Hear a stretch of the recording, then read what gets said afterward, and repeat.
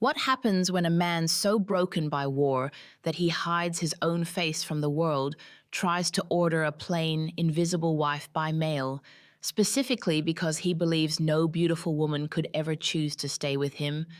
And what happens when the universe sends him the most striking, brilliant, and entirely ungovernable woman in Boston instead? This is the story of a scarred rancher who tried to buy safety, a widow who refused to be bought, and a silent sister whose hands changed two lives forever. Stay with me, because what these two people build from the ruins of fear and pride will show you what equality between a man and a woman truly looks like.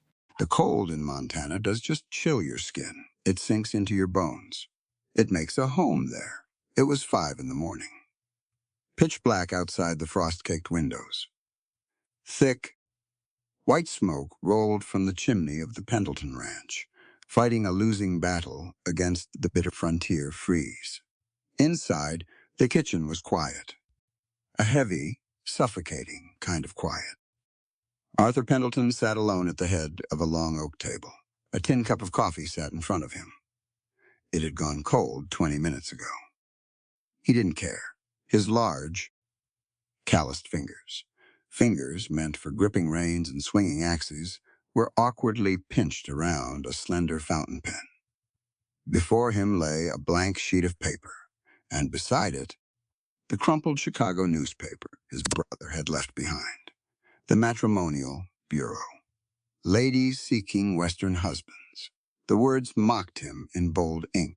Arthur closed his eyes. The house felt massive around him. 8 empty rooms. Too much space for one man. But it was companionship he was looking for. Companionship required talking. It required being looked at, and Arthur didn't like being looked at anymore. He thought back to the previous afternoon. His older brother, Silas, had stomped snow onto the floorboards, tossing that very newspaper onto the table like a winning hand of cards. "You need to be practical," Arthur Silas had barked, his voice booming off the timber walls.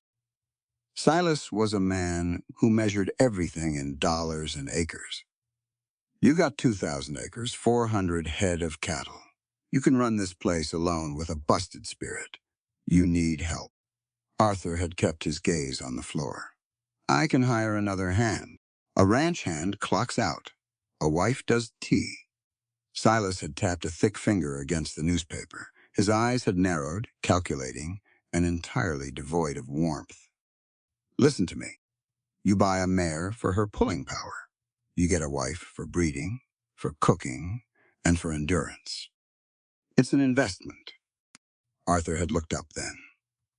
The left side of his face remained in the shadow, but his right eye held a quiet, brewing anger. "A woman is a human being, Silas, not a piece of livestock you weigh on a scale." Silas had just laughed, a dry, scraping sound. "Out here, survival doesn't care about human dignity. And don't bother trying to bring some pretty face out to Coldwater Creek. A beautiful woman expects the world to cater to her. She demands rights. She demands a voice.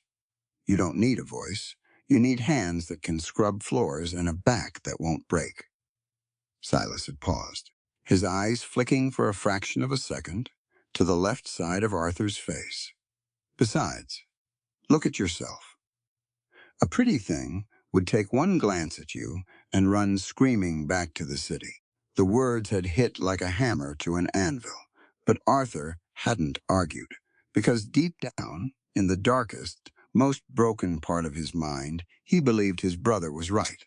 Now, in the freezing silence of the morning, Arthur picked up the pen. He didn't want a woman to scrub his floors. He didn't want to own anyone.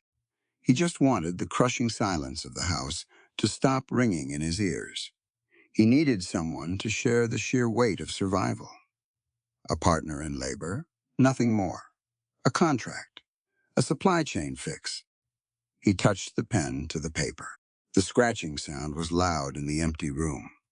He wrote down his acreage, his cattle count, the harshness of the winters. He didn't sugarcoat the isolation. Then He got to the requirements, what he was looking for. I am seeking a kind-hearted woman. He stared at the words. Kind-hearted. It implied feelings. It implied a connection. He shifted slightly, and he caught his reflection in the dark window pane. The scar, it jagged down from his temple, carving a brutal, jagged path across his cheek and jaw. A parting gift from the blood-soaked dirt of Little Bighorn. It was to just a scar. It was a map of terror. Every time a stranger looked at him, Arthur saw the flinch. He saw the pity. He saw the revulsion. Arthur's grip on the pen tightened. His knuckles turned white. He didn't want a woman with a kind heart. A kind heart would try to heal him. A kind heart would look at his face and feel sorry for him. Or, worse, a beautiful woman would look at him with disgust, counting the days until she could escape. He couldn't survive that. He couldn't survive someone looking at his ruined face and wishing they were anywhere else. With a heavy, decisive motion, Arthur dragged the nib of the pen through the word kind-hearted. He scratched it out violently. The ink bled into the cheap paper. Right above it, pressing so hard the paper nearly tore, he wrote 3 new words, plain in appearance. He exhaled a ragged breath in the cold room. Yes, plain, ordinary. Someone who had been overlooked by the world, just as he had been discarded by it. Someone who wouldn't expect romance, because he had none left to give. Someone who would look at his scarred face and stay, simply because she had no better options. It was a cowardly thought. He knew it. By asking for a plain wife, he was degrading her worth before they even met. He was treating her like the very commodity he had condemned Silas for suggesting. But fear is a powerful, blinding thing, and Arthur was terrified. He folded the paper, stuffed it into an envelope, sealed it. The sun was just beginning to break over the jagged peaks of the Rockies when Arthur saddled his horse and rode into Coldwater Creek. The town was waking up. A few miners stumbled out of the Copper Spur saloon. The smoke from the blacksmith forge smelled of burning coal and hot iron. It was a rough place, a place for men running from their pasts and men hoping to dig a future out of the mud. Arthur tied his horse in front of the post office. His boots crunched onto the frozen mud as he walked up the wooden steps. Inside, it smelled of dust and old paper. He handed the envelope to the postmaster. "Going far, Mr. Pendleton?" the clerk asked, glancing at the Chicago address. "Far enough," Arthur said. His voice was low, like gravel rubbing together. He paid the postage. He turned and walked back out into the biting wind. He stood on the porch for a moment, looking out at the sprawling, empty prairie. He had just bought a wife. He had traded money for a human being's presence. The realizations settled in his gut like a stone. There was no joy in it, no anticipation, just a hollow, echoing emptiness. He pulled his collar up against the cold, mounted his horse, and turned back toward the ranch. He wasn't looking for a savior. He wasn't looking for love. He was just a man with a broken face and a broken spirit, trying to buy a little bit of noise to drown out the quiet. He didn't know it yet, but the letter traveling east was about to collide with a woman who refused to be bought, sold, or overlooked, and she was going to tear his quiet world entirely apart. Boston smelled like wet coal and old cabbage. It was a suffocating smell. It clung to the brick walls and seeped under the floorboards of the cramped boarding house on Winter Street. Clara Josephine Montgomery stood over a rusted iron stove. She pushed a heavy wooden spoon through a boiling pot of water and lye soap. Ribbons of soiled cotton twisted in the water. Bandages. She was washing bandages for the charity hospital. It paid pennies. Barely enough to keep a roof over her head and food on the table for her and her sister. She was 38 years old. Her hands, once soft, were cracked and raw from the lie, but she worked with a steady, punishing rhythm. Clara paused to wipe the sweat from her forehead with the back of her wrist. She caught her reflection in the dark, smudged window pane. Auburn hair, heavy and thick, pinned back severely. Eyes the color of a winter sky before a storm. High cheekbones. A strong jaw. It was a face that men stopped in the street to stare at. It was a face that had brought her nothing but grief. She thought of Charles, her late husband, a lawyer with a silver tongue and a fragile spine. 4 years they were married. 4 years of him shrinking every time she spoke her mind. He hadn't died. He had simply left. He packed his bags and ran off with a 22-year-old girl who smiled vacantly and agreed with everything he said. "You read too sharp, Clara," Charles had told her the night he walked out. "You read too much. You argue too well. Beside you, I don't feel like a man. A man needs to feel larger than his wife. You just make me feel small." Clara gripped the wooden spoon tighter. The boiling water hissed as it splashed onto the hot iron stove. The door to the tiny room clicked open. Sarah walked in. Sarah was 22, small, dark-haired, quick like a sparrow. She carried a stack of folded newspapers from the printing press down the street, where she swept the floors for scrap money. Sarah didn't say hello. She couldn't. A childhood fever had stolen her voice when she was 4, but what she lacked in sound, she made up for in sight. Sarah saw everything. She saw the exhaustion in Clara's shoulders. She saw the bitter anger tightening her jaw. Sarah set the papers on the small table. She pulled out the top one, the Chicago Tribune, and tapped it with her index finger. Clara wiped her hands on her apron and walked over. She looked down at the circled advertisement. Montana. Territory. Ranch owner. 2,000 acres. Seeking a woman. Plain in appearance. Hardworking. Marriage by contract. Clara let out a harsh, breathless laugh. It sounded like tearing silk. "A plain woman," Clara read aloud. She shook her head. "Look at this, Sarah. Look at how the world works. They don't want a partner. They want a machine. A machine that doesn't demand rights. A mule that knows how to cook." Sarah watched her, her dark eyes entirely still. She reached for the small chalkboard she kept tied to her waist. She took a piece of chalk and wrote quickly, "We have no money. Rent is due. The hospital is cutting your hours." Clara sighed. The fight drained out of her, leaving only a bone-deep weariness. She sat down on the edge of the rickety wooden chair. "I know," Clara said softly. "But read the words he used, Sarah. He didn't ask for someone smart. He didn't ask for someone kind. He specifically asked for someone plain. Do you know why?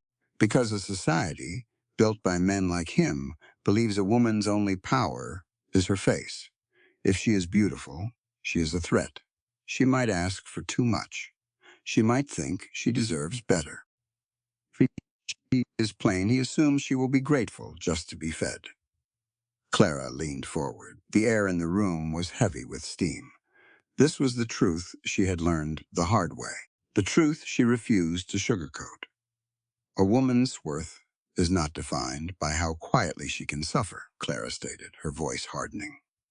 "We are not property to be appraised by our looks or our obedience. I refuse to sell myself to a man who thinks he is buying a piece of livestock." Sarah listened. She agreed with every word. But Sarah also knew something Clara was too stubborn to admit. Clara was drowning in Boston. The city was suffocating her.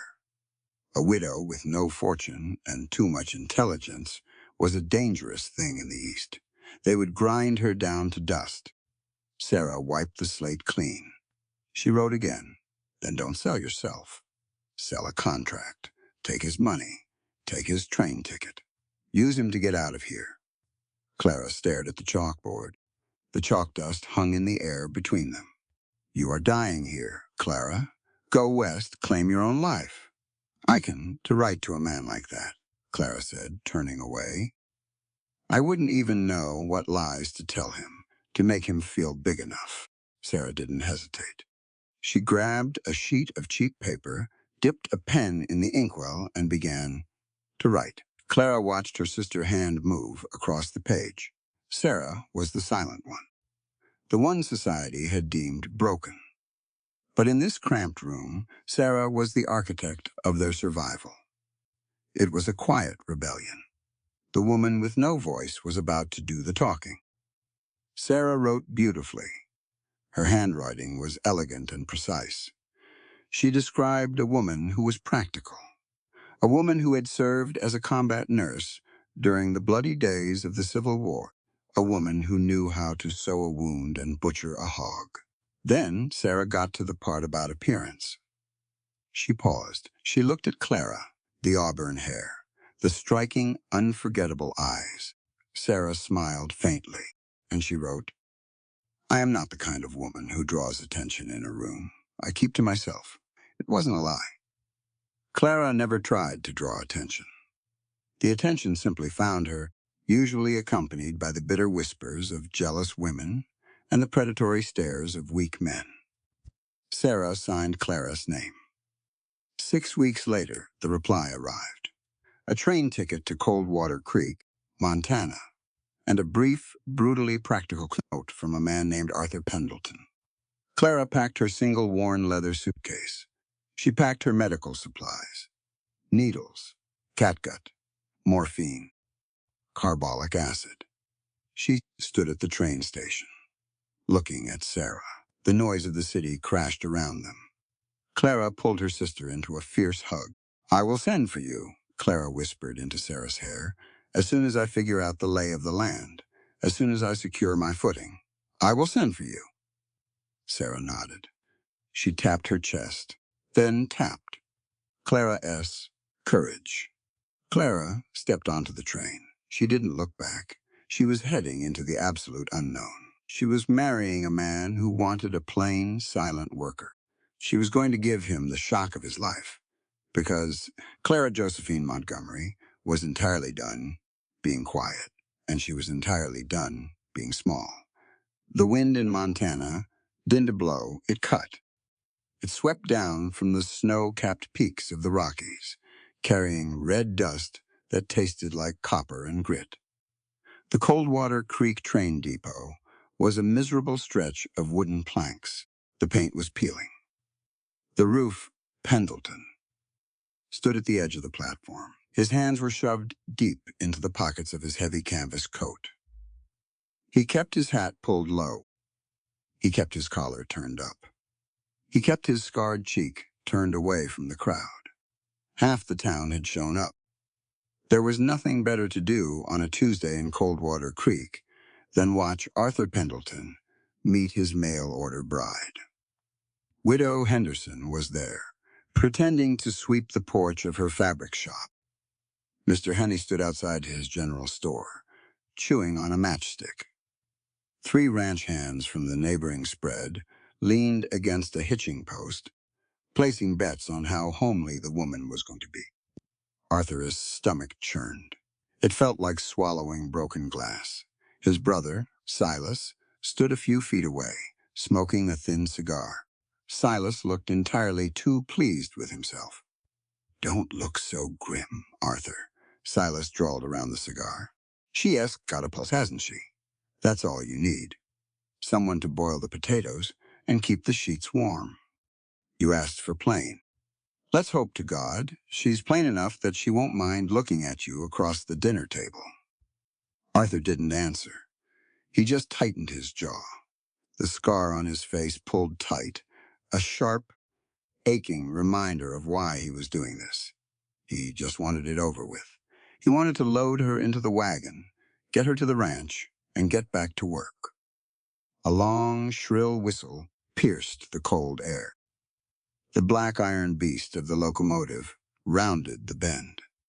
Steam hissed violently from its underbelly, billowing out in thick white clouds across the wooden platform.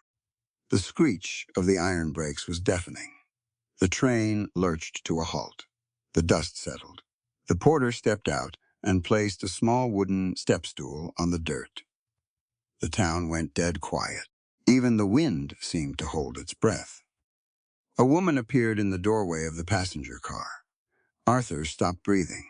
She was tall, taller than most men in town. She wore a dark blue wool coat. It was worn at the cuffs, but it was tailored perfectly, outlining a strong, capable frame. Her hair was a rich, fiery auburn, pinned up neatly, but the wind immediately caught a few loose strands, making them dance against her pale skin.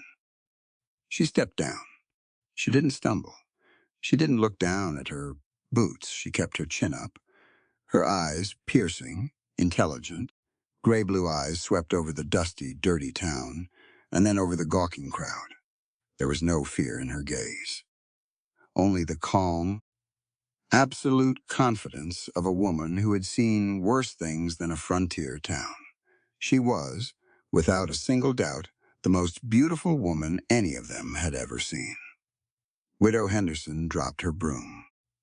The ranch hands stood up straight, taking their hats off instinctively. Silas' cigar fell out of his mouth and hit the dirt. Arthur was paralyzed. His heart hammered violently against his ribs. A cold, absolute dread washed over him. No, this is wrong. This is a mistake. The woman looked at the crowd. Then her eyes found Arthur. She saw the way he stood apart. She saw the tense line of his shoulders. She picked up her heavy leather suitcase and walked straight toward him. Every step she took sounded loud on the wooden boards. She stopped 3 feet in front of him. Arthur's instinct was to turn his face away, to hide in the shadow of his hat. But he was frozen. She looked at him. She looked directly at his face. Her eyes traced the jagged, brutal scar that tore his left cheek in half. She didn't flinch. She didn't gasp. She didn't look away with pity. She examined it with the cool, clinical precision of a field nurse. "Mr. Pendleton, I presume?" Her voice was clear, smooth, and rang with Boston authority. Arthur swallowed hard. His throat was entirely dry. You're Clara Montgomery." "I am." She didn't offer her hand. She just stood her ground. Arthur found his voice. It came out harsher than he intended, fueled by panic. "I don't understand. The letter. I specifically stated. I requested a woman plain in appearance."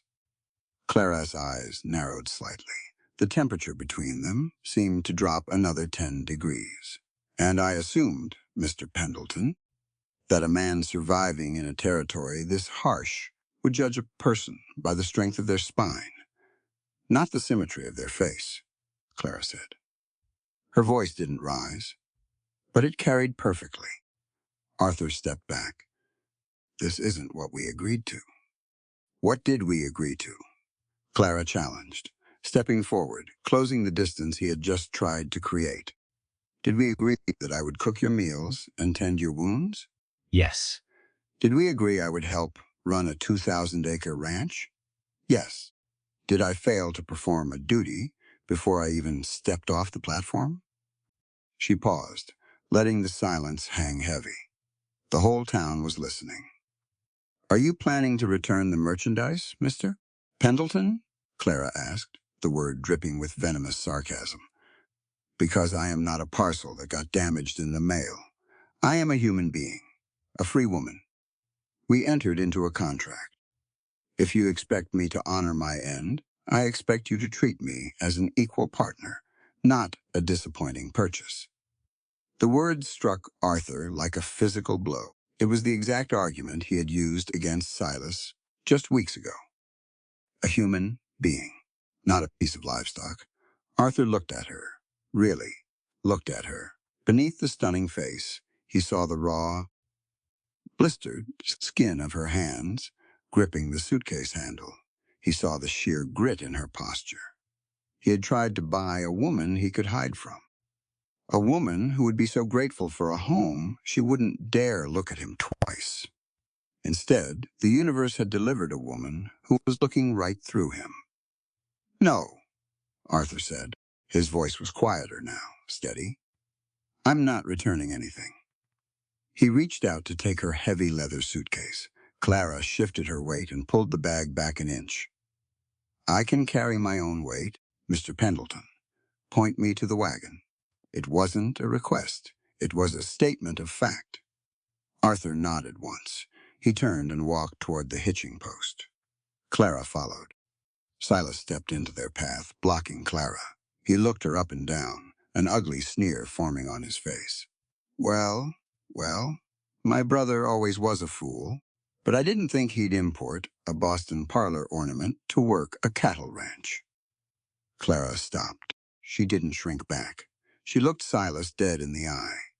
If the men in this town measure a woman's capability by her face, sir, then it is a miracle any of you have survived this long, Clara said coldly.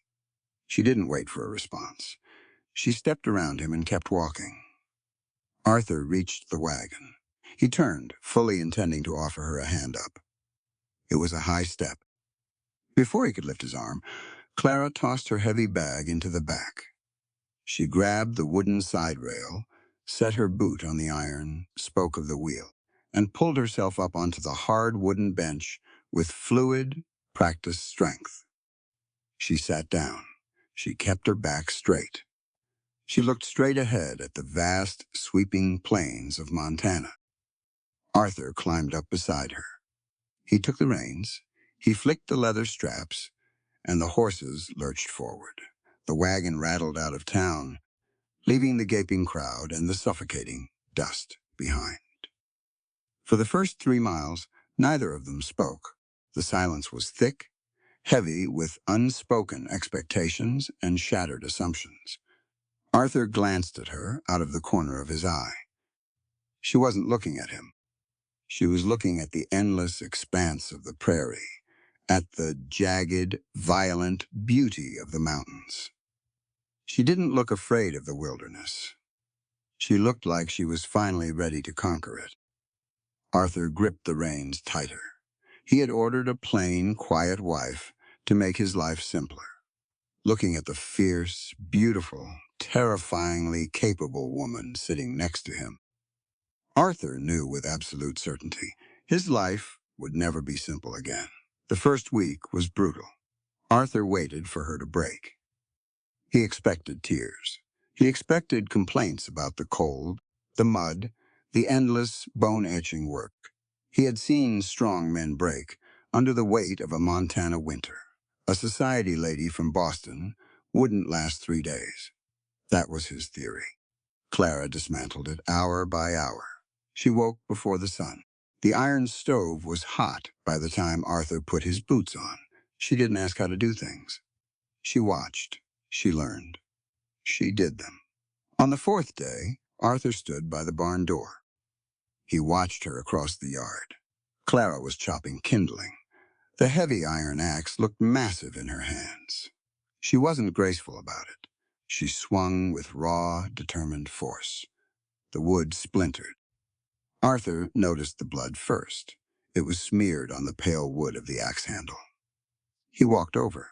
He didn't say a word. He just reached out and took the axe from her hands. Clara stepped back, chest heaving.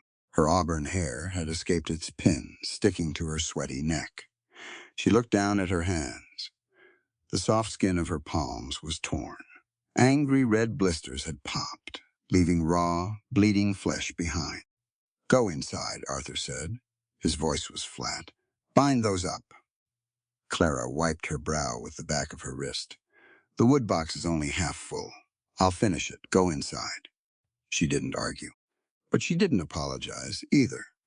She turned and walked toward the house. Her spine was perfectly straight. Arthur swung the axe. He drove it deep into the chopping block. He felt a strange, unsettling tightness in his chest. She hadn't complained.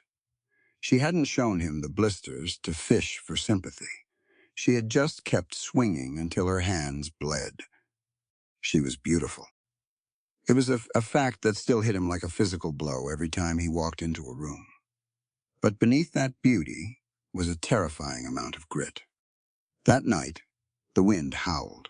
It rattled the window frames of the old ranch house. Arthur lay in his bed in the back room. The darkness was absolute. But in his mind, it wasn't dark. In his mind, the sun was blinding.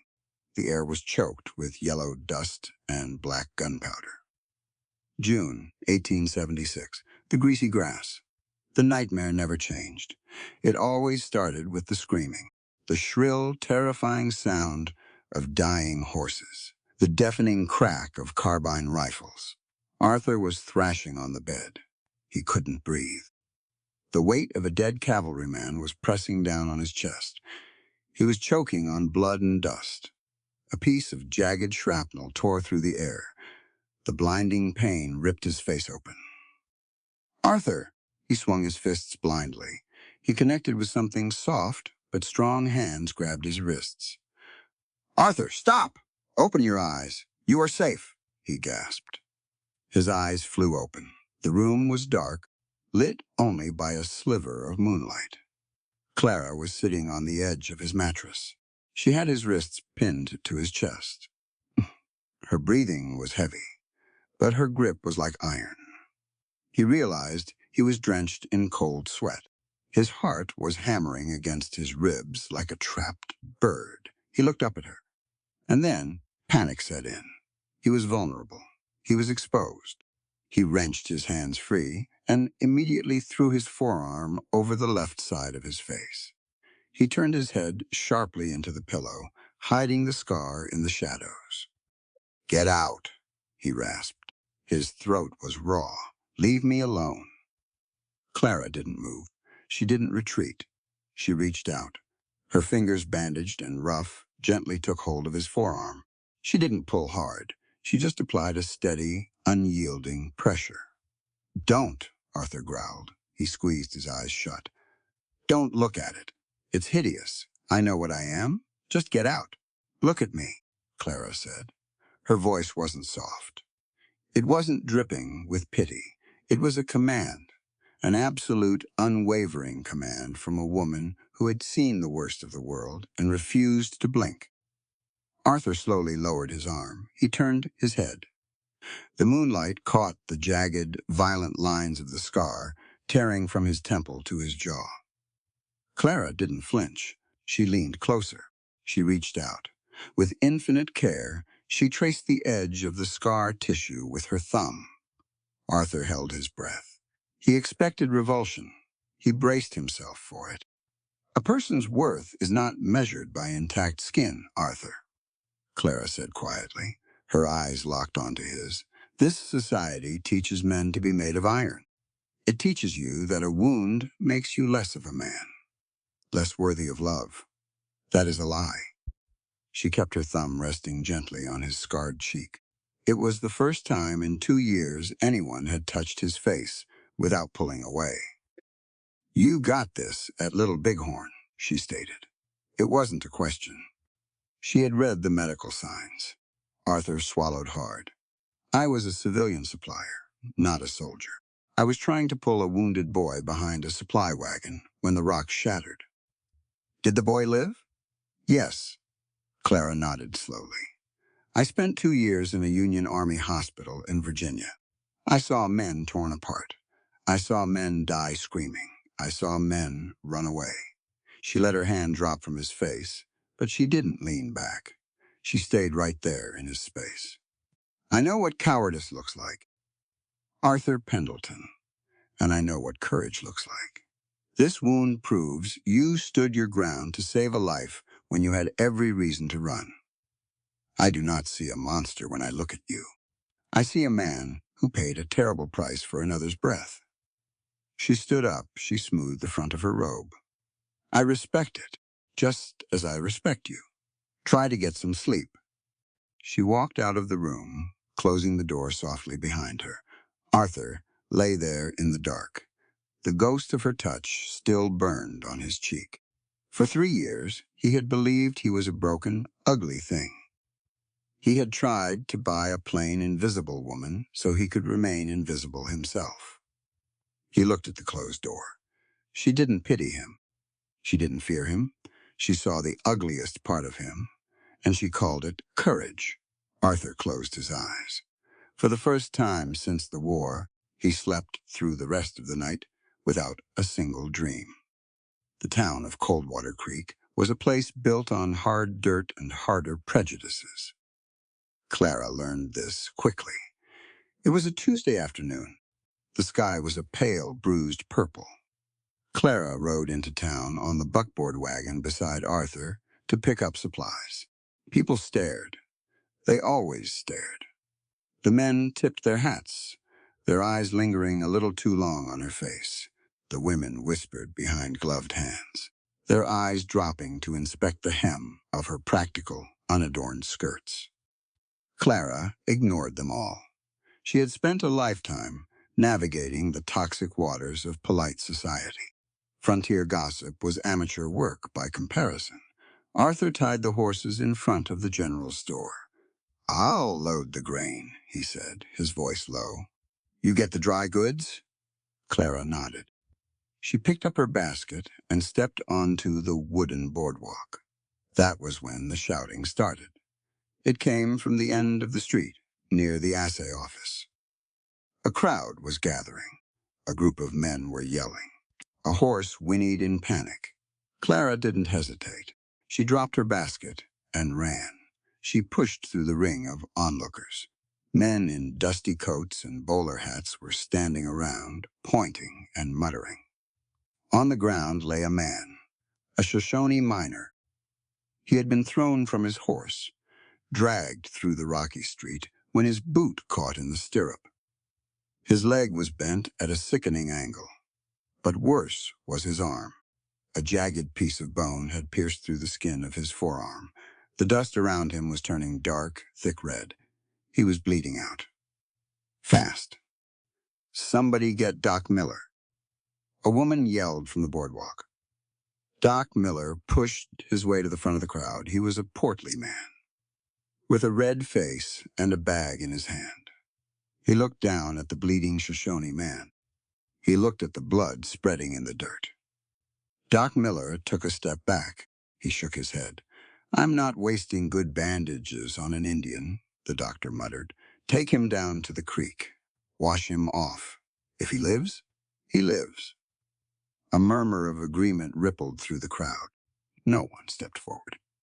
Clara felt a cold, furious fire ignite in her chest. She didn't yell. She didn't argue. She moved. She dropped to her knees in the bloody dirt right beside the dying man. She didn't care about the mud. She didn't care about the stairs. "Hold his shoulders down," Clara snapped at a startled ranch hand standing nearby. "Do it now, or he'll thrash and sever the artery." The man blinked, shocked by her commanding tone, but he obeyed. Clara grabbed the hem of her heavy cotton skirt. With a violent tearing sound, she ripped a long strip of fabric completely off. The crowd gasped. A woman exposing her ankles in the middle of the street was a scandal. Tearing her own clothes for a Native American was unthinkable. Clara ignored them. She wrapped the fabric tightly around the man's upper arm, creating a makeshift tourniquet. She grabbed a stick from the dirt, slipped it under the knot, and twisted it hard. The dark flow of blood slowed. "I need whiskey and clean water," Clara ordered, looking up at the crowd. No one moved. They were frozen in shock and disdain. "Well?" A voice boomed over the crowd. Arthur pushed his way through. He held a bottle of whiskey from the saloon in one hand and Clara's leather medical bag in the other. He had run back to the wagon to get it. He knelt in the dirt beside her. He handed her the bag. He didn't look at the crowd. He looked at her hands. "What do you need?" Arthur asked. "Pour the whiskey over the bone." "Slowly," Clara instructed, her hands already flying through her medical kit, threading a needle with catgut. They worked together, in the middle of the street, surrounded by a town that viewed them with a mixture of awe and absolute disgust. Arthur didn't flinch at the blood. He followed her orders perfectly. He didn't care that she was a woman telling him what to do. He trusted her completely. 10 minutes later, the artery was tied off. The leg was splintered with broken crate boards. The man was unconscious, but breathing steadily. Clara sat back on her heels. Her hands were coated in drying blood.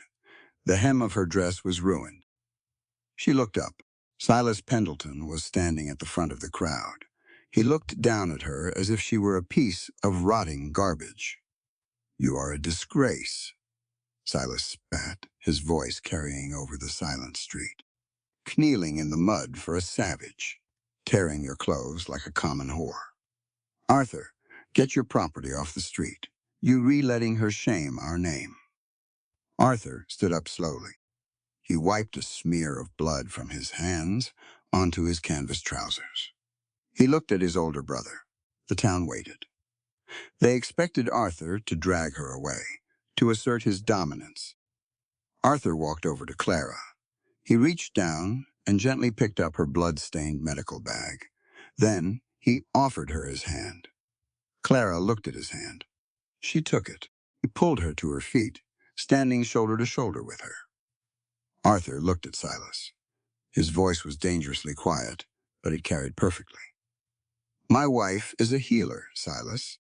She just saved a man's life while the rest of you stood around watching him die. If you think that brings shame to my name, then my name isn't worth a damn thing anyway." He didn't wait for Silas to answer. Arthur turned to Clara. "Let's go home." They walked back to the wagon. The crowd parted for them. No one said a word. That evening, the ranch house was quiet. The fire popped and cracked in the stone hearth. Clara had washed the blood from her hands. She sat in the rocking chair, mending the torn hem of her dress. Arthur sat at the large oak table. He had been quiet since they left town. Clara looked over at him. She bit the thread, tying off a knot. "You didn't have to defend me today," Clara said smoothly. "I am used to the stares. Men like Silas have existed in every city I've ever lived in. They judge human life by skin color and bank accounts. I stopped caring about their opinions a long time ago." She set her sewing aside. She looked directly at him. "Life doesn't care about the color of a man's skin or the size of his wallet when he's bleeding out in the dirt, Arthur. Blood is all the same color. We are all built the same beneath the skin. Anyone who believes otherwise is a fool playing God." Arthur listened. He absorbed her words. He had grown up under Silas' heavy, prejudiced hand. He had been taught that the world was a hierarchy. You owned, or you were owned. But looking at Clara, he saw a different world. A world where respect wasn't demanded, it was earned in the mud. A world where a woman didn't shrink when a man yelled. Arthur stood up. He walked over to a heavy wooden cabinet in the corner of the room. He unlocked it and pulled out 3 thick, leather-bound books. He walked back to the table and set them down. They hit the wood with a heavy thud. Clara raised an eyebrow. "What are those?" "The ranch ledgers," Arthur said. "Accounts. Debs. Payroll. Cattle yields for the last 5 years." He slid the stack across the table toward her. "I've been doing the math myself, but I'm a rancher, not an accountant. Silas has been trying to take over the finances for 2 years, telling me I'm not fit to manage it." Arthur met her eyes. There was no hesitation in his gaze, only absolute trust. "You are not my property, Clara. You are not a hired hand. If we are going to build something here, we build it together. I handle the cattle. You handle the books. We share the burden equally." Clara looked at the ledgers. In 1878, a man handing his financial books to a woman was unheard of. It was a surrender of total control. It was the ultimate declaration of partnership. She reached out and rested her hand on the top leather cover. "Equally," Clara agreed softly. Arthur nodded. He went back to the fire. The contract they had signed in Boston was just ink on paper.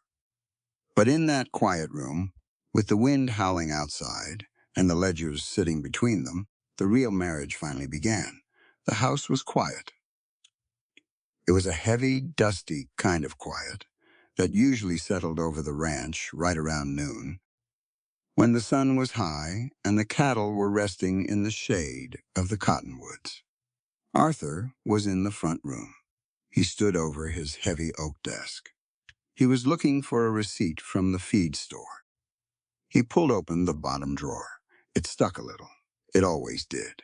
He reached in, his thick fingers moving past old leather-bound books and loose ledgers.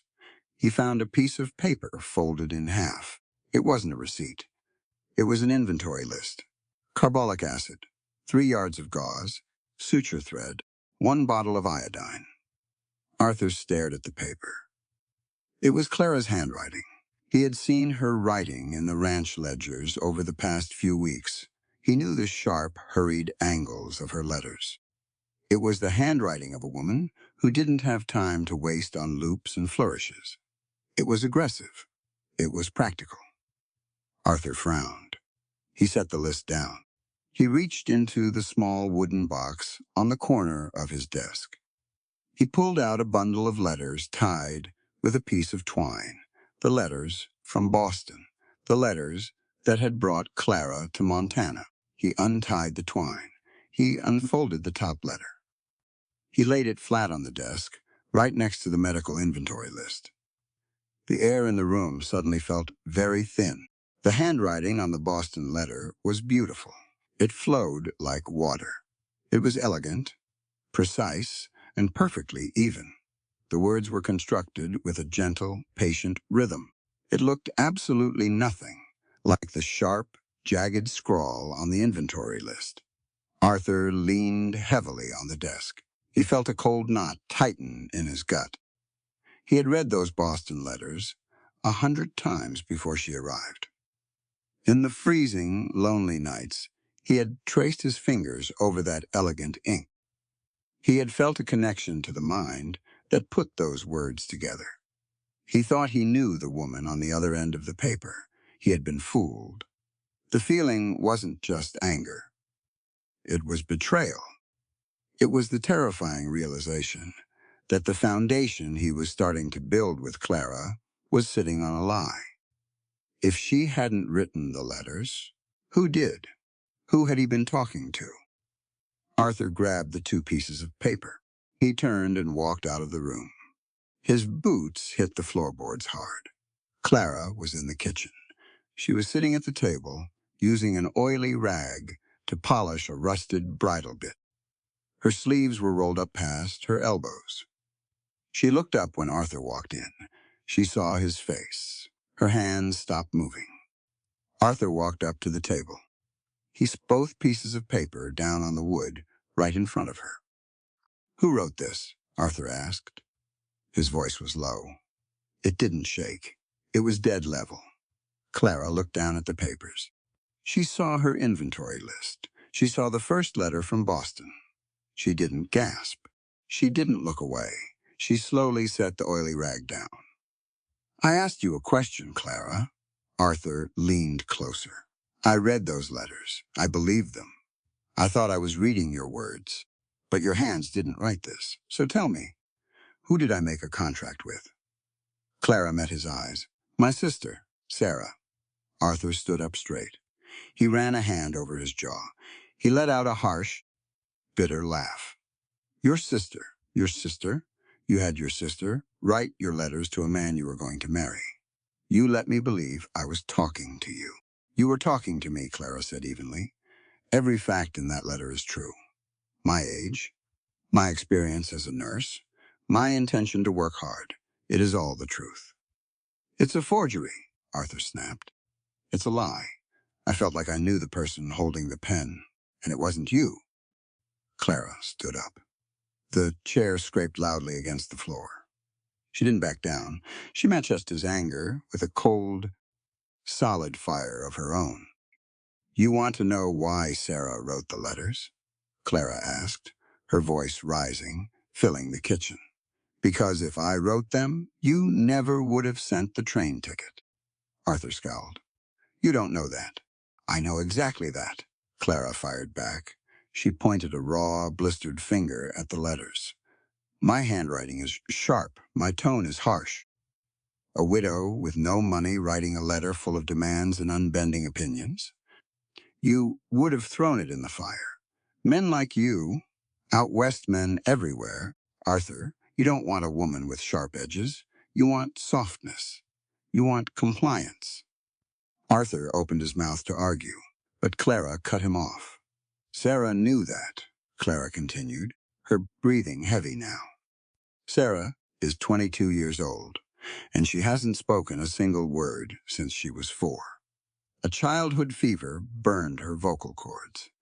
The world looks at her and sees a broken, silent thing. They pity her, or they ignore her completely. Arthur went quiet.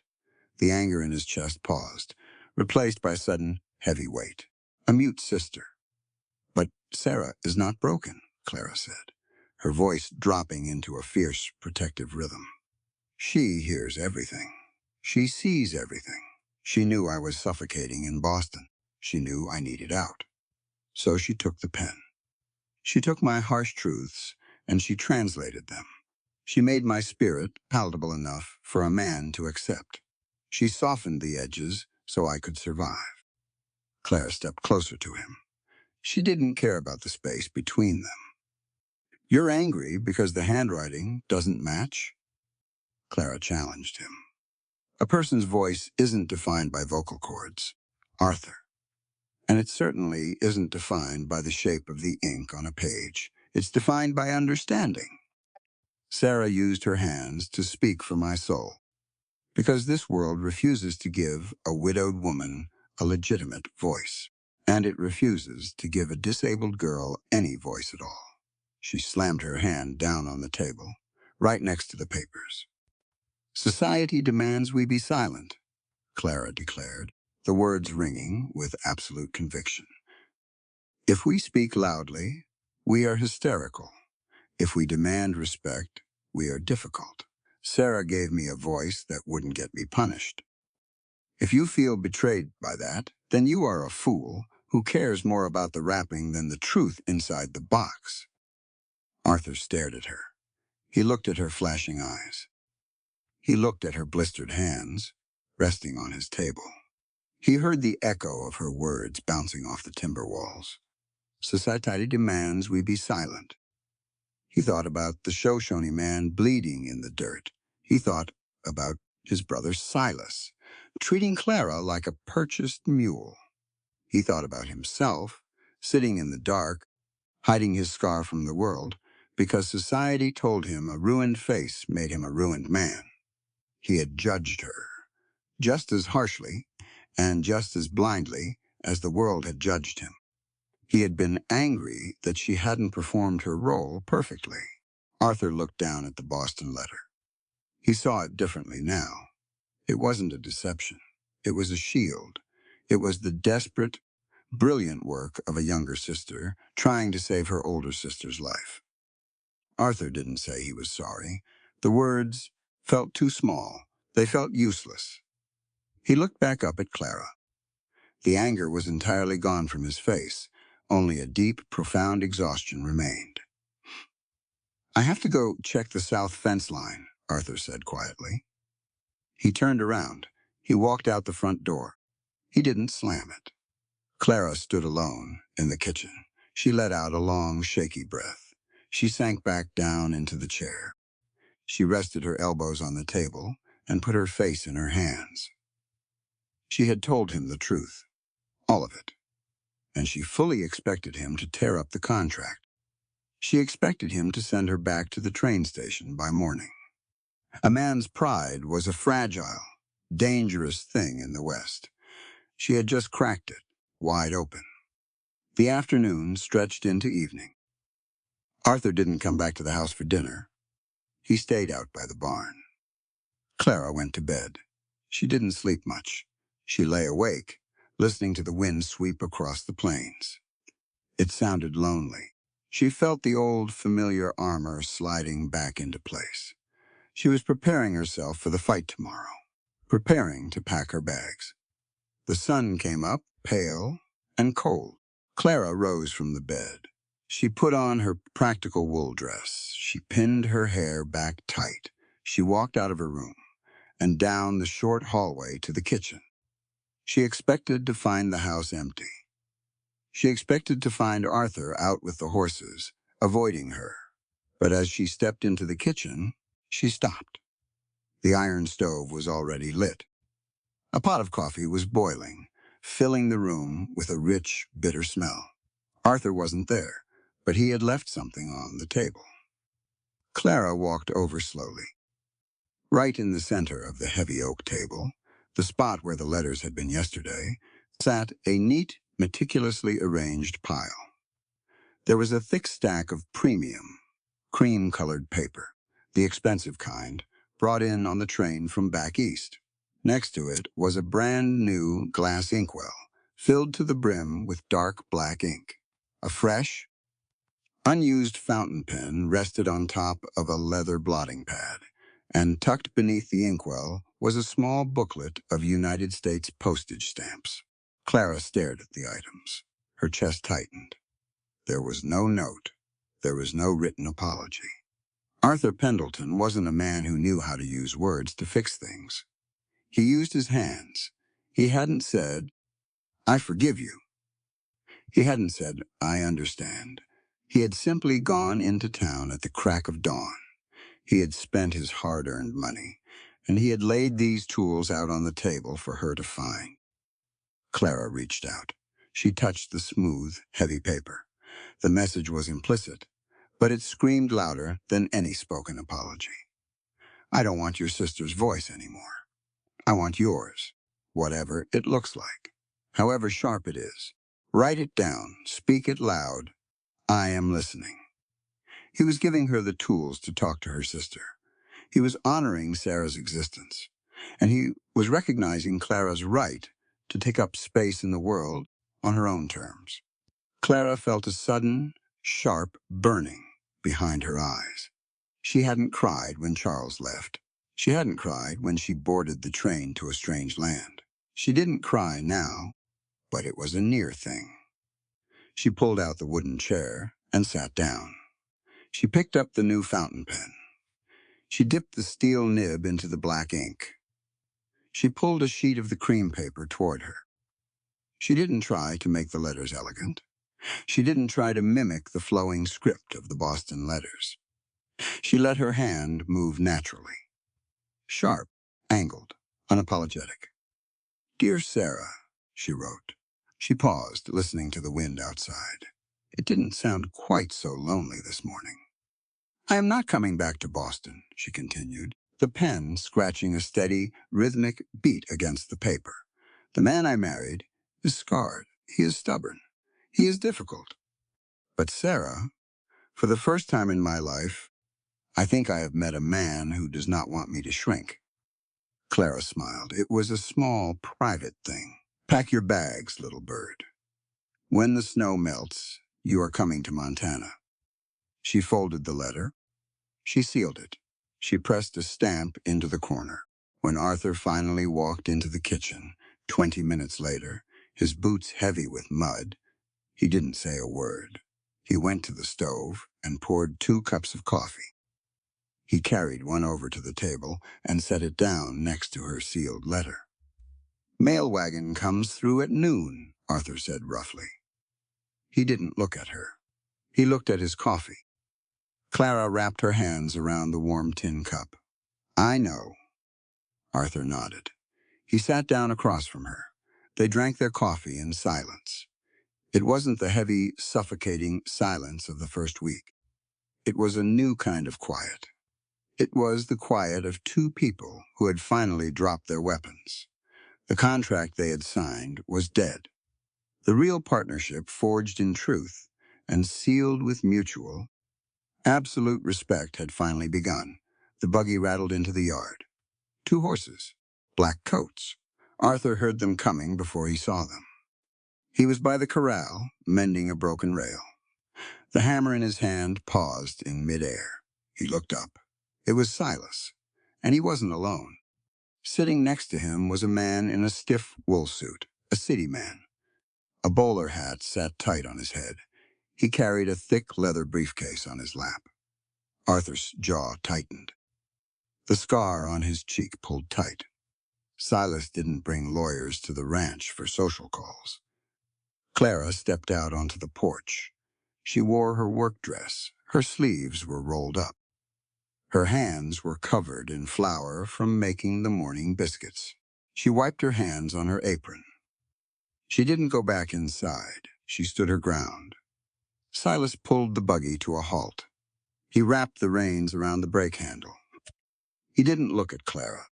He looked right past her. "Arthur," Silas called out. His voice was too loud, too cheerful. A predator playing nice. "Good morning to you. Put the hammer down. We have business to discuss." Arthur didn't move. "My business is right here, with my fences." Silas sighed heavily. It was a practiced, theatrical sigh. He climbed down from the buggy. The lawyer followed, stepping carefully to avoid the horse manure in the yard. "This isn't about fences, Arthur," Silas said, walking toward the porch. "It's about the future. It's about taking care of the family. Let's go inside. Sit at a proper table." Arthur looked at Clara. She gave him a single, barely perceptible nod. They had spent the last 2 weeks side by side. They had balanced the ledgers. They had counted the herd. They knew exactly where the ranch stood. Arthur dropped the hammer. He walked up the porch steps. They all went inside. The kitchen smelled like hot yeast and black coffee. Silas took the chair at the head of the oak table. It was a deliberate move, an assumption of power. The lawyer sat next to him, opening his briefcase with a sharp click. Arthur stayed standing. Clara stood beside him, not behind him, beside him. "State your business, Silas," Arthur said. His voice was like grinding stones. Silas folded his hands on the table. He looked at Arthur with an expression of deep, exaggerated pity. "I worry about you, little brother," Silas began. "I really do. You've been through hell. The war, the massacre. You brought back wounds. Some on your face," Silas gestured vaguely toward Arthur's scar, "and some in your head. The night terrors, the isolation. It's too much for one man to carry." Arthur didn't blink. "I'm carrying it just fine." "Are you?" Silas shook his head slowly. "The men in town talk. They hear you screaming in the night when they ride by the property line. They see you hiding out here. A 2,000-acre ranch needs a steady hand, a clear mind, not a man fighting ghosts in his sleep." Clara's eyes narrowed. She recognized the tactic. It was an ambush. The lawyer pulled a thick stack of papers from his briefcase. He slid them across the table toward Arthur. "This is a petition of guardianship, Mr. Pendleton," the lawyer said. His voice was thin, nasal. "Given your documented medical history and the traumatic stress you suffer from the Battle of Little Bighorn, your brother is filing to assume legal conservatorship over the Pendleton estate to protect the assets." Arthur stared at the papers. The words blurred together. Conservatorship. Unfit. Mental instability. "You're trying to steal my land," Arthur said. The anger was rising now, hot and thick. "I am trying to save our family's legacy." Silas slammed his hand on the table. He stood up. The false pity was gone. The greed was laid bare. "You are broken, Arthur. You're a liability. You don't have an heir. If you crack up entirely, or put a bullet in your own head to stop the nightmares, this land goes to the bank. I won't let that happen. I am stepping in. For your own good." Silas turned his head and finally looked at Clara. He sneered. It was an ugly, contemptuous look. "And I thought I did you a favor," Silas said, a bitter laugh escaping him. "I found the advertisement. I picked out the response. I orchestrated this whole damn marriage." Arthur's head snapped up. "What did you say?" "Oh, you didn't know," Silas mocked. "You asked for a plain, hard-working woman." I intercepted the mail at the post office. I went through the letters. When I read the description of this one, when I saw she was from Boston, I made sure it was the one you picked. Silas pointed a thick finger at Clara. I chose her, Silas confessed, his voice dripping with arrogance. Do you know why? Because I figured a beautiful woman from the city would be an empty-headed distraction. I figured she'd be too busy staring in the mirror, complaining about the dirt, and spending your money on dresses to ever look at a ledger.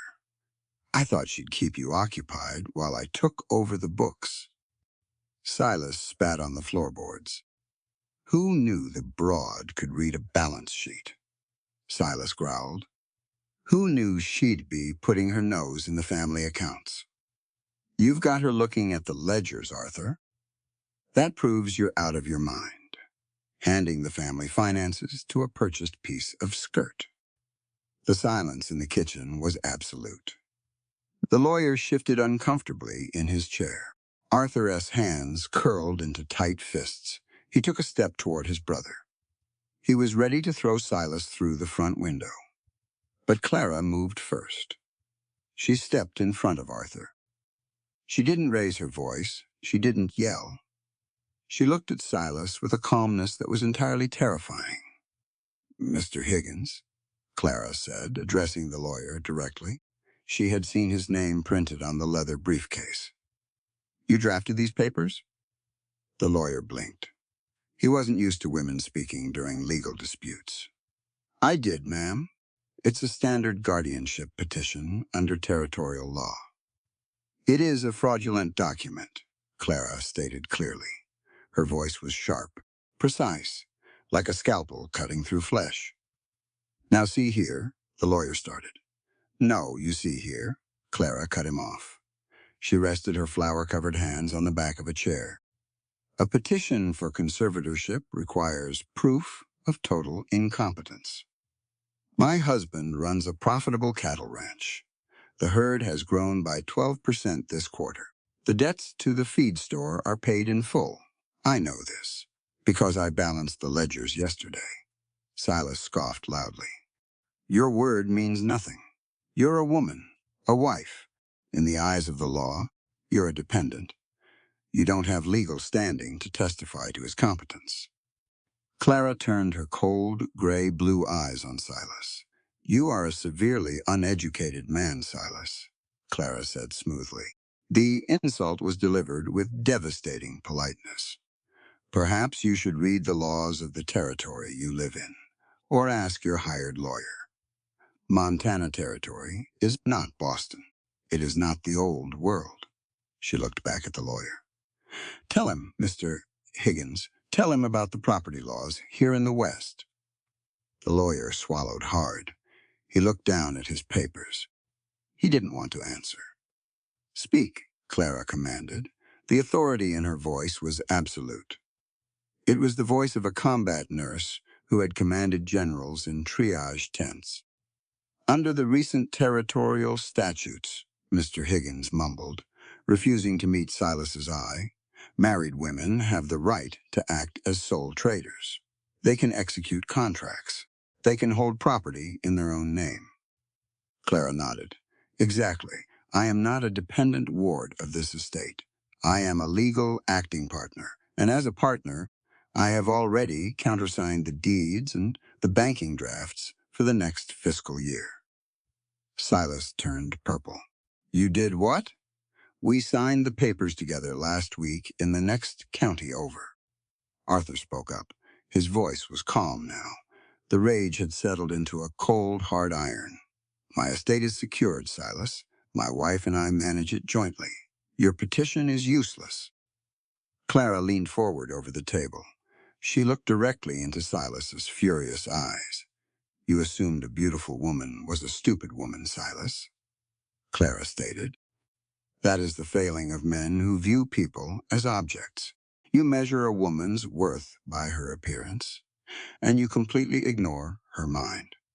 You thought you bought a shiny toy to distract your brother. Instead, you invited a fox into your henhouse. She tapped her finger on the thick stack of legal papers. Furthermore, Clara continued, her voice ringing with clear educational precision, using a man's combat wounds to strip him of his rights is not just illegal, it is profoundly immoral. Trauma is not madness. A man who wakes up screaming because he watched his friends die, for this country does not lose his right to own the land he bled for. You are trying to weaponize his sacrifice for your own greed, and I will not allow it. Cy lost whatever thin veneer of civility he had left. He lunged forward across the table. He pointed a shaking finger an inch from Clara's face. "You shut your mouth!" Silas roared, spit flying from his lips. "You are nothing. You are a mail-order bride. You are a bought commodity. You were purchased for the price of a train ticket, to warm a bed and scrub a floor. You have no say in the Pendleton family." The air in the room shattered. Arthur moved so fast the lawyer actually cried out in fear. Arthur grabbed Silas by the lapels of his heavy wool coat. With a massive heave of his shoulders, Arthur hauled his older brother entirely off his feet and slammed him backward into the solid oak wall. The sound was like a gunshot. The framed picture of a landscape rattled and fell to the floor, shattering the glass. Silas gasped for breath. His eyes went wide. Arthur had his forearm pinned against Silas' throat. Arthur S.'s face was inches from his brother S. The scar on his cheek was livid, red, terrifying. "Listen to me very carefully," Arthur whispered. The quietness of his voice was far more dangerous than Silas screaming. "You will never speak to her that way again. You will never speak to me that way again." Arthur leaned his weight into his forearm. Silas choked, his hands grasping uselessly at Arthur S.'s thick wrists. "She is not a commodity," Arthur stated, emphasizing every single word. "She is not property. A marriage contract does not buy a human soul, Silas. She is my family. She stands equal to me in this house. She stands equal to me on this land. Her voice is my voice." Arthur released the pressure on Silas's throat, but he didn't let go of the coat. "You thought you were dealing with a broken man and a silent woman," Arthur said. "You were wrong on both counts. Take your lawyer. Take your papers. Get off my property. If I see you riding past my fence line again, I will not use my hands. I will use my rifle." Arthur shoved Silas hard. Silas stumbled forward, tripping over the fallen picture frame. He crashed to his knees on the floorboards. The lawyer was already scrambling to shove his papers back into his briefcase. He didn't even bother to clasp it shut. He bolted for the door, practically running out to the buggy. Silas slowly got to his feet. His face was pale. He rubbed his throat. He looked at Arthur. He saw no hesitation. He saw no weakness. The brother he thought he could break was entirely gone. Silas didn't say a word. He turned and walked out the door. Arthur and Clara stood in the kitchen. They listened to the crack of the whip. They listened to the buggy wheels spinning in the dirt, racing away from the house. The dust settled outside. Inside, the silence returned, but it wasn't the heavy, suffocating silence of the past. It was the clean, clear-cut silence that comes after. A storm has washed the air clean. Arthur stood near the door. He was breathing heavily. His hands were still curled into fists. Clara walked over to him. She didn't hesitate. She reached out and placed her flour-covered hands gently over his clenched fists. Arthur looked down at her hands. He slowly uncurled his fingers. "You handled him," Arthur said quietly. "You took him apart with words." "And you brought me up," Clara replied. She looked up into his face. She didn't look at the unscarred side. She looked directly at the jagged lines of his trauma. "You called me your equal." "You are," Arthur said. There was no doubt in his voice. None at all. "I didn't buy a wife, Clara. I think I finally understand that now. I found a partner. Clara smiled. It was a real smile. It reached her eyes, making them shine like silver in the morning light. Good, Clara said softly, because we have a lot of fences to mend. She wasn't just talking about the wood outside. Arthur nodded. He looked at her flour-stained apron.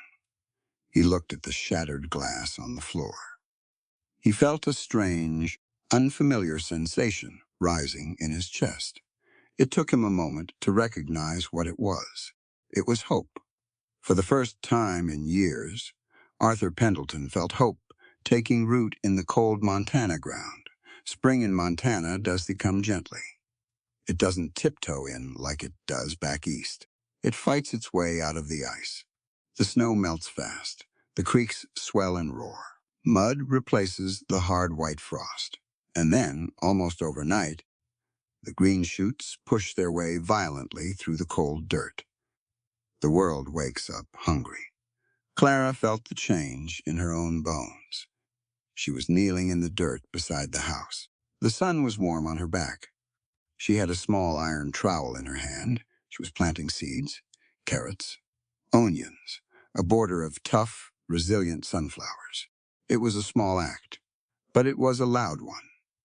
When you plant a garden, you are making a promise to the land. You are saying, I will be here for the harvest. I am not leaving, Arthur noticed. He didn't say anything about it, but he noticed. He started leaving the water bucket closer to her garden plot. He fixed the broken hinge on the small wooden gate so the deer wouldn't get in. He didn't make a grand speech. He just made her work a little easier. That was how Arthur spoke, through his hands, through his labor. It was mid-afternoon when Sheriff Wyatt Vance rode up the drive. Wyatt was a good man. 35, steady eyes, a badge that he kept polished, but rarely drew his gun to back up. He was the quiet conscience of Coldwater Creek. Wyatt tipped his hat as he stopped his horse near Clara's garden. Afternoon, Mrs. Pendleton, Wyatt said. His voice was easy, respectful. Afternoon, Sheriff, Clara said, standing up and brushing the dirt from her knees. Wyatt reached into his saddlebag. He pulled out a small stack of mail. I was heading out to the ridge anyway. Figured I'd save Arthur the trip into town. You've got a letter here, postmarked Boston. Clara's heart gave a quick, sharp thump. She wiped her hands on her apron and took the envelope. She recognized the elegant, flowing script immediately. Sarah. Thank you, Wyatt, Clara said. My pleasure, the sheriff replied. He looked toward the barn where Arthur was shoeing a horse. Wyatt smiled faintly. He.S. looking better, you know. Arthur?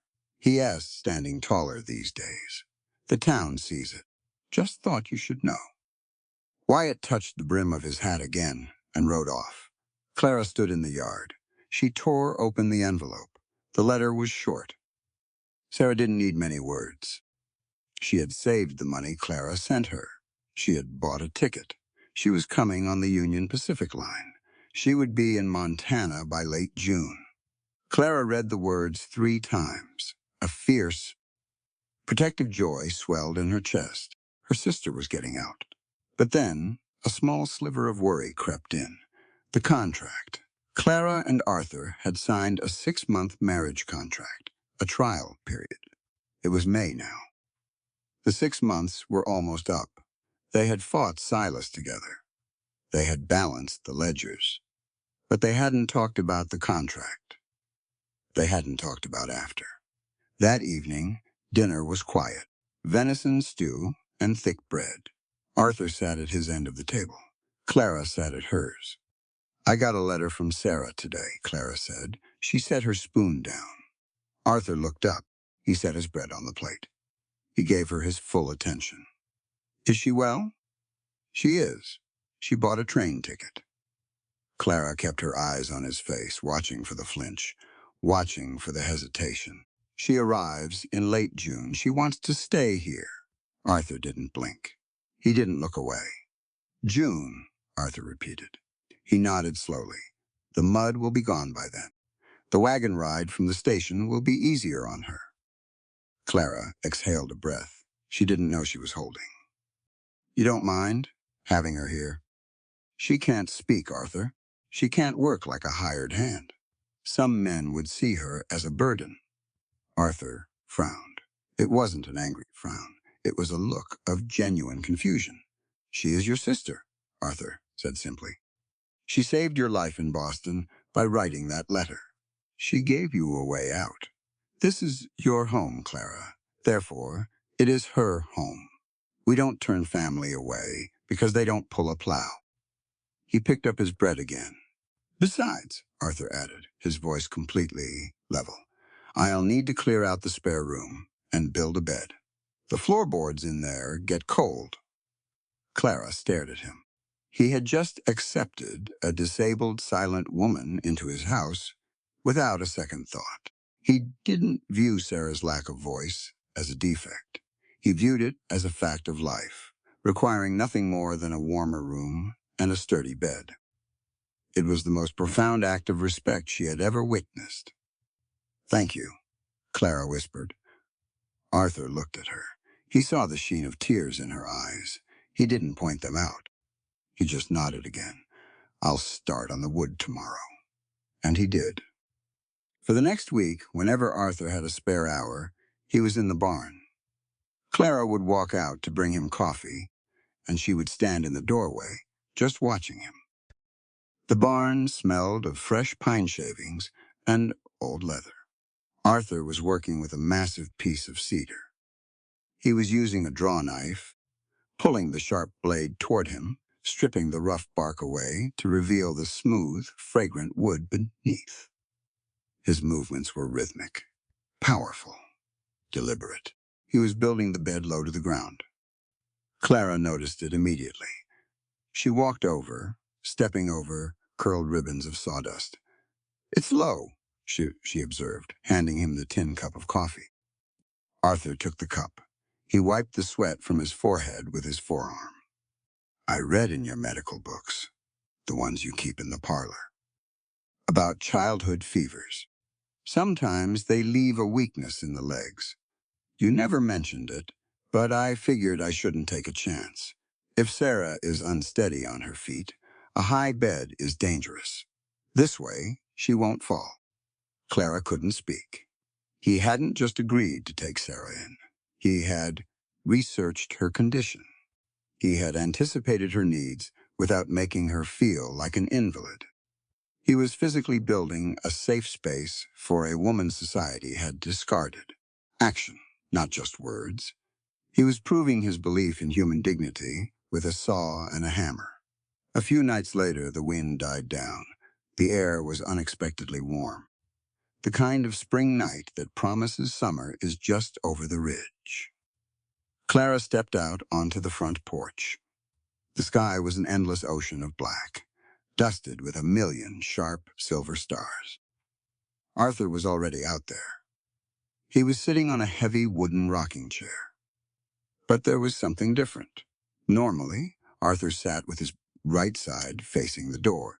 He always angled himself, so the jagged scar from Little Bighorn was cast in shadow. He hid the ruined side of his face from the world. He hid it from her. Tonight, he was sitting squarely in the center of the chair. When he heard the screen door click shut, he turned his head. He looked right at her. The lantern light from the window fell directly across the left side of his face. The scar was fully illuminated.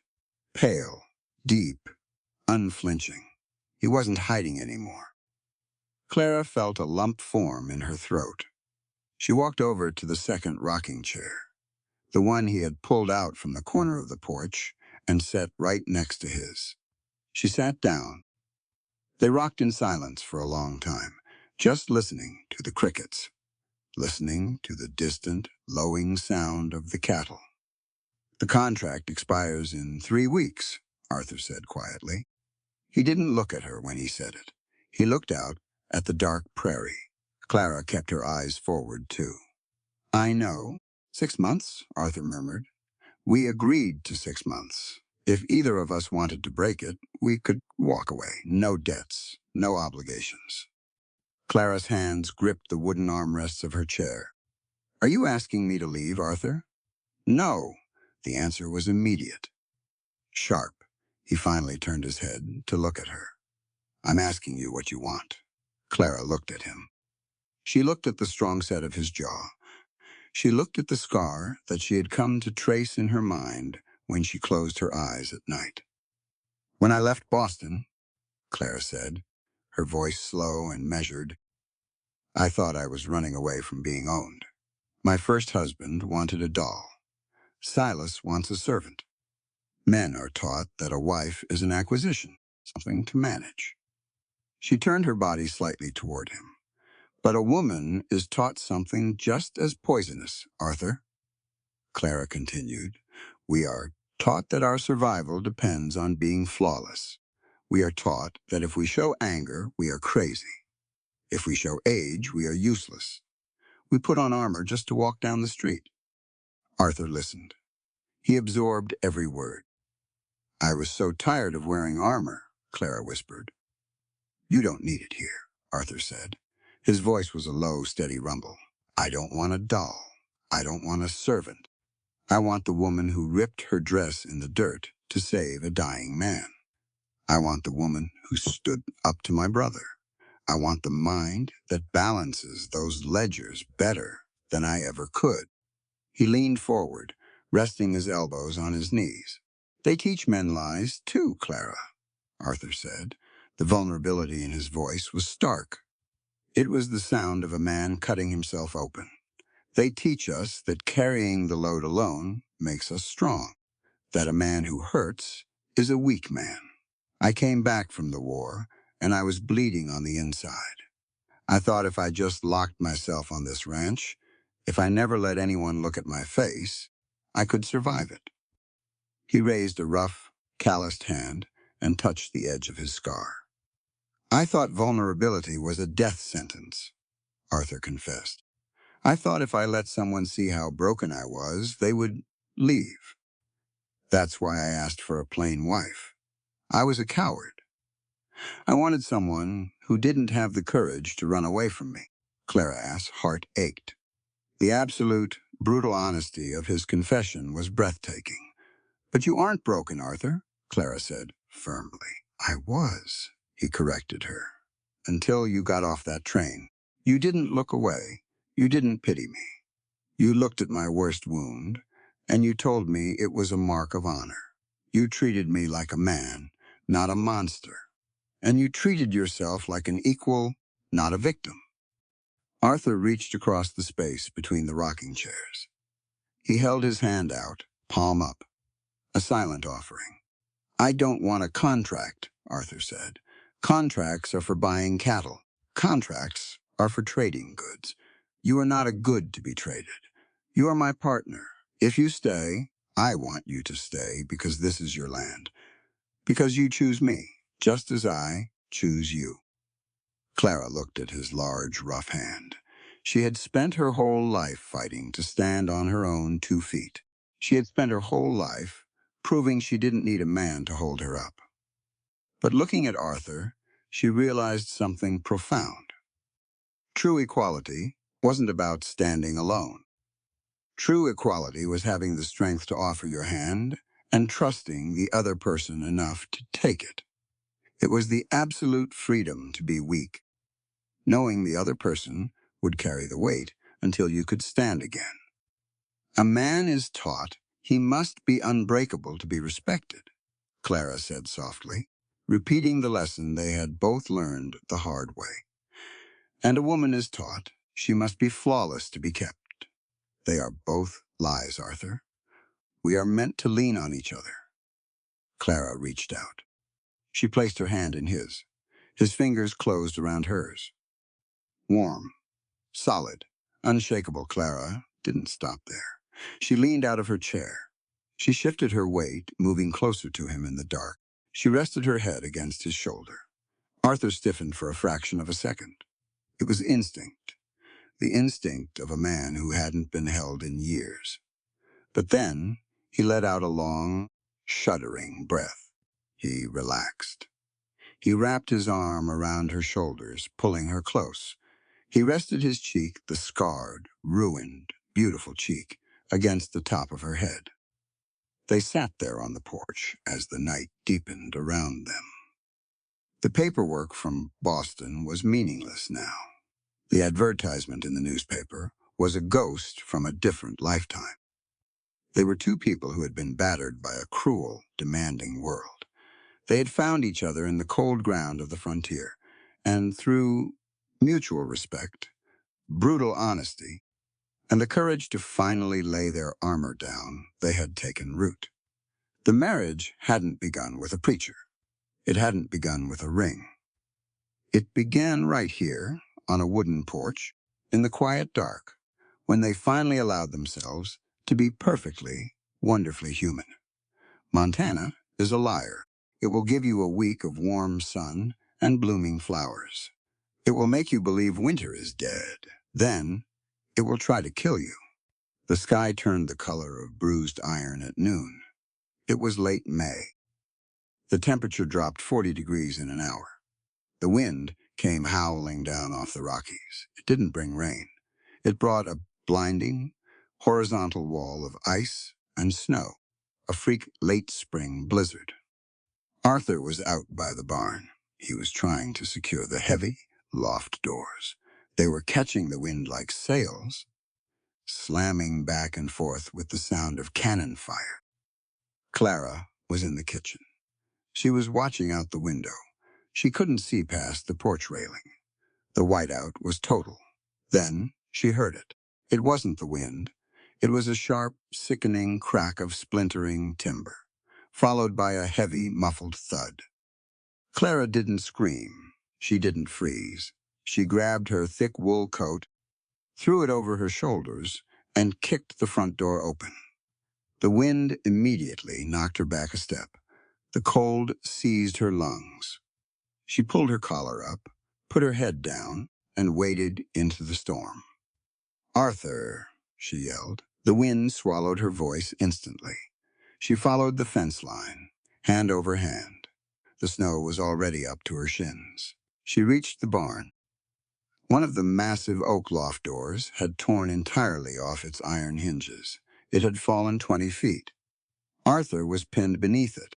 He was lying on his back in the mud and ice. The edge of the heavy oak door was crushed across his chest. He wasn't moving. Clara dropped to her knees. She grabbed the edge of the timber. She pulled. It didn't budge. She wasn't strong enough. She didn't panic. Panic gets you killed. She looked around. She found a heavy iron crowbar leaning against the barn wall. She wedged it under the timber, set her boot on the fulcrum, and threw her entire body weight backward. The timber lifted, just an inch, but it was enough. She grabbed Arthur by the collar of his coat and dragged him out. He was dead weight. He was a big man, heavy with muscle and winter clothes. Clara's muscles burned, her lungs screamed, but she dragged him, foot by foot, through the howling storm, up the porch steps, over the threshold. She kicked the door shut. The sudden silence inside the house was deafening. Arthur lay on the kitchen floor. His breathing was wet, shallow. A terrible rattling sound came from his chest with every breath. Clara stripped his coat off. She unbuttoned his shirt. The left side of his rib cage was a mess of purple and black. It was caved in. Clara pressed her ear to his chest. She listened. The right lung was clear. The left lung sounded like crumpled paper and bubbling water. Punctured lung. Internal bleeding. Broken ribs. She looked out the window. The town clinic was 5 miles away. The road was gone. No doctor was coming. "All right," Clara said aloud. The word was sharp. "Cold. It's just us." She went to work. She didn't act like a frightened wife. She acted like a veteran of the bloodiest war in American history. She cleared the large oak dining table, sweeping plates and ledgers onto the floor. She dragged Arthur up, heaving him onto the hard wood. She stoked the iron stove until it roared. She boiled water. She laid out her instruments. Scalpel, forceps, catgut, carbolic acid. Arthur groaned. His eyes fluttered open. They were glassy, unfocused with shock and agony. "Clara," he choked out. Blood specked his lips. "Do not speak," Clara commanded. She leaned over him. She pinned him with her calm, gray-blue eyes. "Your ribs are shattered. One has pierced the pleural cavity. If I don't relieve the pressure, your lung will collapse, and you will drown in your own blood." Arthur looked at the scalpel in her hand. He didn't look afraid. He looked at her. He trusted her completely. "Do it," he whispered. Clara poured raw whiskey over the wound. Then she poured it over her own hands. She made the incision. The tension in the room was suffocating. The wind screamed against the glass. But inside there was only the terrible, necessary violence of saving a life. Clara's hands didn't shake. Her face was a mask of absolute concentration. She worked with a brutal grace. She drained the blood. She packed the wound. She bound his chest with tight, unforgiving linen strips. It took 2 hours. By the time she tied the final knot, her hands were trembling. Her apron was soaked in his blood. Arthur was unconscious, but his breathing was no longer rattling. It was shallow, but it was clear. Clara sank into a chair. She looked at her blood-stained hands. The storm raged on outside, but the monster inside the house had been defeated. 3 days later, the storm broke. The sun came out, glaring blindingly off the white drifts. Arthur woke up. He was in his bed. He felt like he had been kicked by a mule. He tried to sit up and immediately gasped in agony. "Don't move." Clara was sitting in a chair by the window. She had a book in her lap. She set it down and walked over. She checked his bandages. Her touch was gentle, professional. Arthur looked up at her.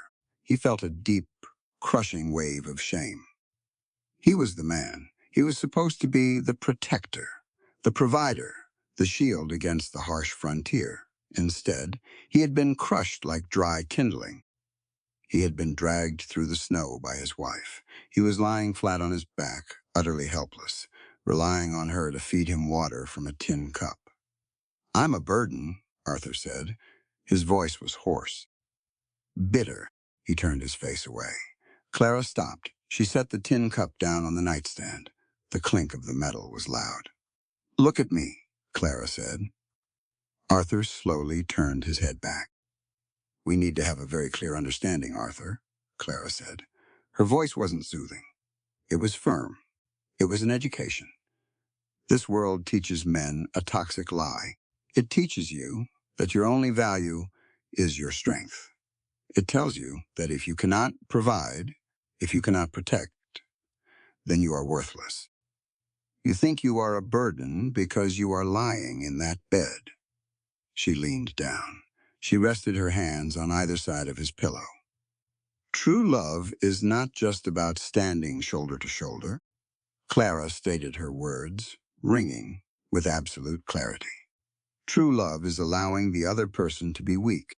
It is the courage to drop your pride and let someone else carry the weight when you will fall. You are not a machine built only for labor, Arthur. You are a human being. And human beings break." Arthur stared at her. The bitterness in his chest began to unspool. "When a woman is injured, society calls her delicate," Clara continued. "When a man is injured, society calls him useless. They are both lies meant to keep us trapped in boxes. I did not marry a protector. I married a partner. Today, I protect you. Tomorrow, you might protect me. That is what equality looks like." She reached out and gently smoothed the hair back from his forehead. "You do not have to be made of iron to be worthy of my respect," she whispered. "You just have to be mine." Arthur closed his eyes. A single tear slipped down his cheek, cutting a path through the dust and exhaustion on his face. It traced the edge of his scar. He didn't wipe it away. He didn't hide it. He reached up with a weak, trembling hand. He found her fingers. He held on tight. He allowed himself to be weak, and in doing so, he found the strongest piece of his soul. The Montana summer arrived with a fierce, golden heat.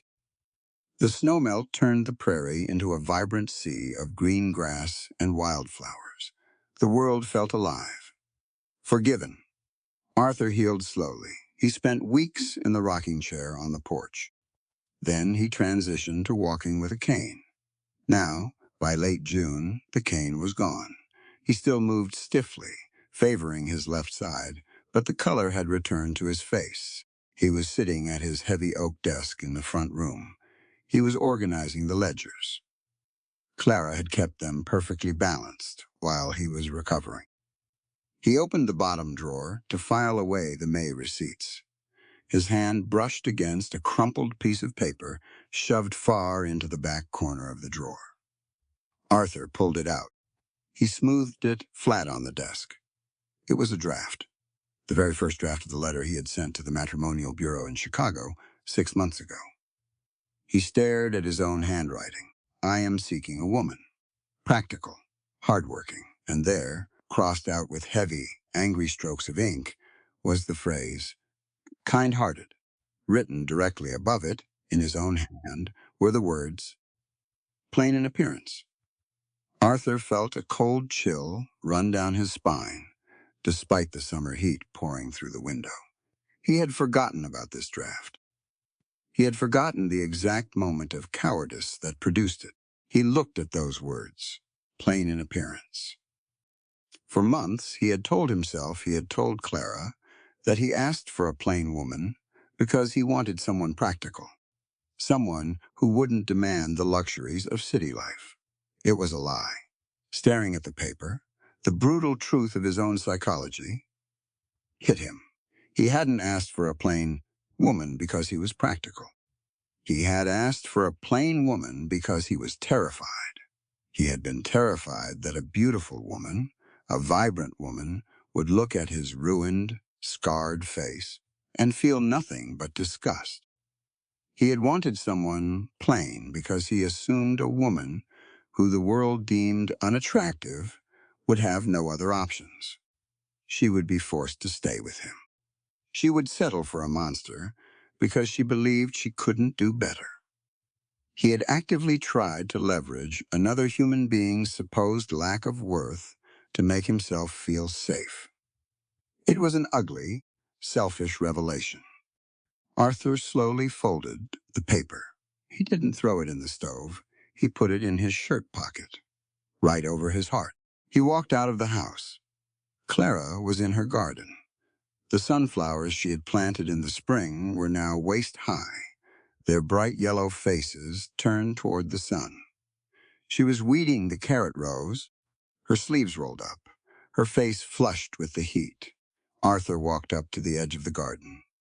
Clara, he said. She looked up. She smiled. It was a bright, genuine thing. She wiped the dirt from her forehead. Are you supposed to be walking this far without your wrap? Arthur didn't smile back. His face was intensely serious. He reached into his pocket and pulled out the folded paper. He stepped into the dirt. He walked right up to her and held it out. Read it, Arthur said quietly. Clara wiped her hands on her apron. She took the paper. She unfolded it. She read his heavy handwriting. She saw the crossed-out words. She saw the addition. She looked up at him, questioning. I lied, Arthur said. He didn't look away. He stripped his ego completely bare. He stood before her, offering up his deepest shame. I told you I asked for a plain wife because I wanted a worker, Arthur confessed, his voice steady but thick with emotion.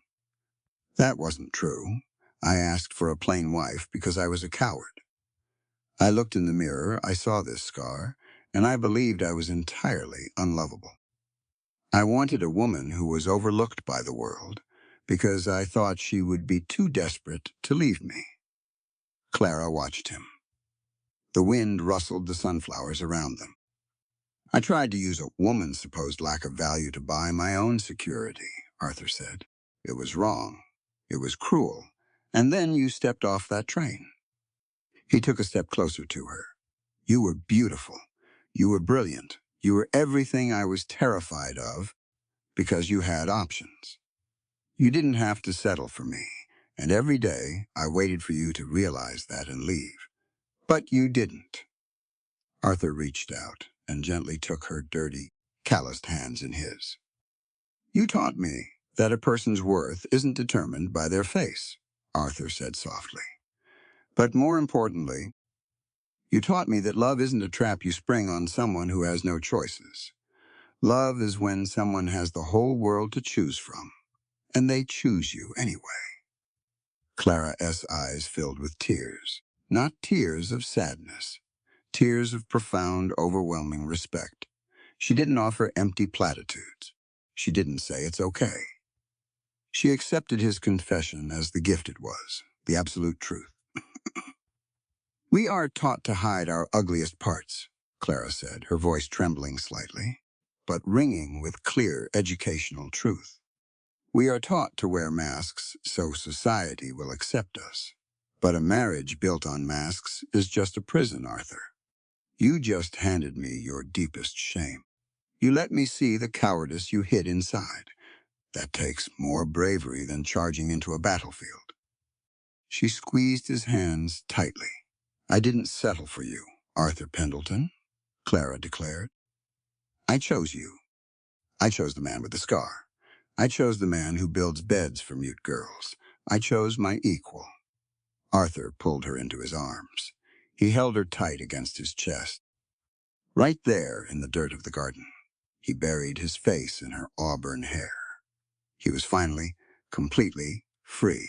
2 days later, they stood on the platform at Coldwater Creek. The train hissed to a stop. A young woman stepped down. She was small, with dark hair and bright, incredibly sharp eyes. Clara let out a choked sob and ran forward. She caught Sarah in her arms. The two sisters held onto each other as if they were the only two people left on Earth. Arthur stood a few paces back. He watched them. He saw Sarah look over Clara S.'s shoulder. Sarah S.'s dark eyes locked onto Arthur. She looked at his tall frame. She looked at his scar. She looked at the way he was watching Clara with absolute unguarded devotion. Sarah smiled. She reached for the small chalkboard tied to her waist. She wrote quickly and held it up for him to see. You didn't break her. Arthur tipped his hat. He smiled back. A real, full smile that stretched the scar on his cheek. No, ma'am, Arthur said. She fixed me.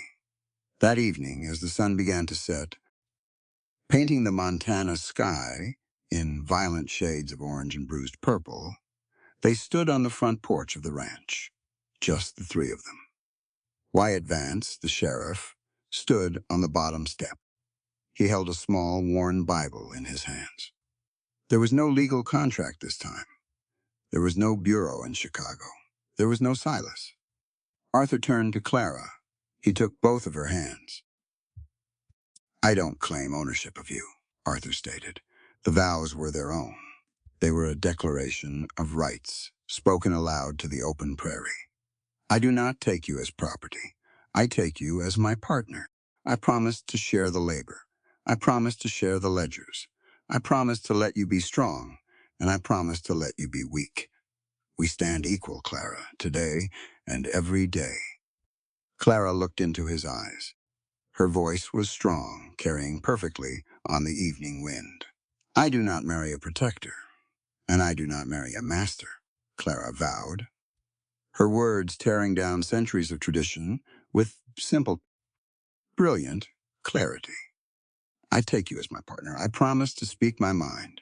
I promise to listen to your fears. I promise that my strength will never be used to make you small, but to hold you up when you stumble.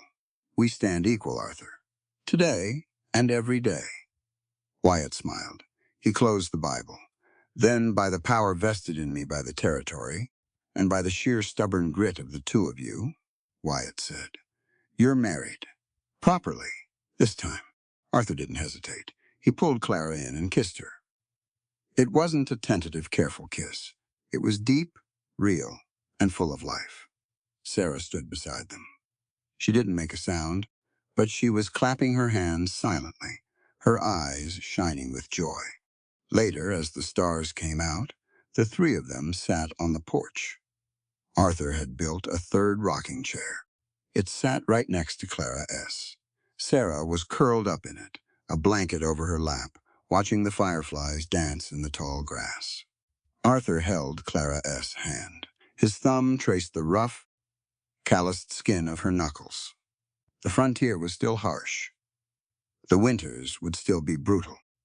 The world outside Coldwater Creek was still filled with men like Silas, who believed people could be bought and sold. But on this porch, on this 2,000-acre patch of dirt, the rules were different. They had taken a flawed contract born of fear and prejudice, and they had burned it to the ground. In its ashes, they had planted something real, something rooted in absolute truth, in shared vulnerability, and in the radical, unyielding belief in each other's humanity. Arthur looked out at the dark horizon. He took a deep breath of the cool night air. He had ordered a plain wife by mail to hide from the world. Instead, a stunning woman arrived and taught him how to finally live in it. The narrative presented here is fictional and created for artistic expression. Names, characters, and incidents are either invented or used in a fictitious manner. Any resemblance to actual persons or events is unintended and should not be considered factual or deliberate. If this story moved you, give it a like, drop a comment, and tell me which moment hit you deepest. Share it with someone who needs to hear that being chosen is not the same as being settled for, and subscribe so the next story finds its way to you. There is a moment in this story that I want you to hold on to. It happens at a kitchen table, in the gray Montana morning, before anyone else is awake. Arthur Pendleton sits alone with a fountain pen, a blank piece of paper, and all the fear he has been carrying since Little Bighorn. He writes the words, kind-hearted, and then he crosses them out. He crosses them out because he is terrified that a kind-hearted woman will look at his ruined pen and feel something he cannot survive. Pity, or worse, love that he doesn't believe he deserves. Above the crossed-out words, he writes, plain in appearance. That moment, that small, ugly, entirely human act of cowardice is the truest thing in this entire story. Because most of us have done some version of it. Most of us have, at some point in our lives, made ourselves smaller so we wouldn't be rejected first. Most of us have asked for less than we wanted because we were too afraid to reach for what we actually needed. We build the request around our fear instead of our hope, and we call it practicality. We call it being realistic. But what it really is, as Arthur finally admits standing barefoot in a sunflower garden with his deepest shame folded in his shirt pocket, is cowardice dressed up as common sense. This story is about what happens when two people who have been broken by the world's definitions of worth finally stop performing those definitions and tell each other the truth. Because Clara was broken too, not by a scar on her face, but by every man who looked at her and saw a threat. Charles left because she made him feel small. Society whispered because she spoke too loudly, thought too clearly, refused to make herself convenient.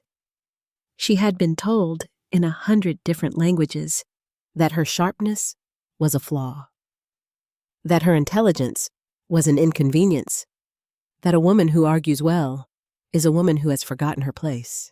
And so she arrived in Montana not as a wife, but as a fugitive, running from a world that had spent years trying to grind her down to a more manageable size. Two broken people, two different kinds of wounds, and yet somehow the exact same lie at the center of both of them. I am too much of one thing and not enough of another to be worthy of love. The story tears that lie apart, piece by piece, through the most ordinary and extraordinary acts. Clara kneeling in the bloody dirt of a frontier street to save a Shoshone man's life while the town doctor steps back. Arthur standing in that same street, shoulder to shoulder with his wife, telling his brother that a name that doesn't stand for human dignity isn't worth a damn thing. Elijah picking up a piece of chalk for the first time in his life and tracing his own name in the air with a reverence that would break your heart. Arthur spending a quiet evening reading medical textbooks so he could build a bed low enough to the ground that Sarah, a woman the world had already decided was broken, would never fall. That bed! I need you to think about that bed! Arthur didn't announce it. He didn't make a speech about his enlightened values. He just went into the barn, picked up his draw knife, and spent his spare hours building something that said, without a single word, "You are worth being safe here." That is the whole curriculum of this story compressed into a single act of carpentry. True care does not perform itself for an audience. It just quietly makes the floor a little safer for the person who might fall. And the story asks us to look honestly at what we have been taught about strength. It asks men to look at the lie they were handed at birth, that your value is in your endurance, your silence, your inability to need anything from anyone. It asks women to look at the mirror version of that same lie, that your value is in your flawlessness, your agreeability, your willingness to be whatever shape the room requires. And then it shows us in the freezing dark of a Montana kitchen with Clara's hands covered in Arthur's blood.